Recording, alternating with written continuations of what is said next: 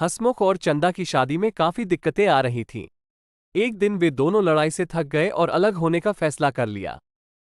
लेकिन सबसे बड़ा मुद्दा था उनका बेटा पप्पू। दोनों चाहते थे कि पप्पू उनके साथ रहे और इस बात पर सहमत नहीं हो पा रहे थे कि उनमें से किसके साथ वह रहे। इसलिए उन्होंने अदालत जाकर अपनी लड़ाई सुलझाने का फैसला किया। वे पारिवारिक अदालत पहुंचे और जज को स्थिति के बारे में बताया। उनकी लड़ाई सुनने के बाद जज ने चंदा की ओर गौर से देखा और उससे पूछा, चंदा, तुम्हें क्यों लगता है कि तुम अपने बच्चे पप्पू को रखने के लायक हो? चंदा ने आत्मविश्वास के साथ उत्तर दिया, जज साहब, मुझे विश्वास है कि मैं अपने बेटे को रखने के लायक हूं क्योंकि मैंने उसे 9 महीने तक अपने कोख में रखा और फिर एक बहुत ही बड़े बच्चे को जन्म दिया।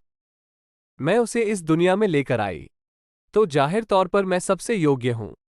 जज ने सोच समझकर सिर हिलाया और कहा, यह एक सादा लेकिन बहुत समझदार कारण है।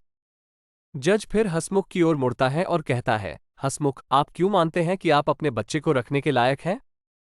हसमुख एक गहरी सांस लेता है और न्यायाधीश से कहता है, जज साहब, मैं आपको बताऊं कि मुझे क्यों लगता है कि मैं अपने बच्चे के लिए अधिक योग्य हूं। कल्पना कीजिए कि आप एक वेंडिंग मशीन पर हैं और आपने अपनी मेहनत की कमाई उसमें डाल दी है।